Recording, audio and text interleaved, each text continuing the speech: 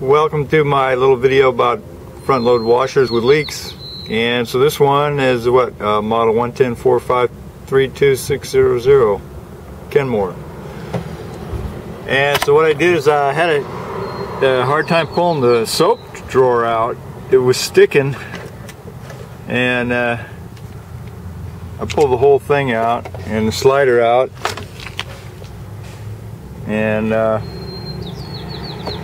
then I looked up in there and saw this leak right there. And so it looks like either one of the shocks went out, or somebody did a pretty big load and wiped out that soap drawer and it started leaking. So anyway, that's your little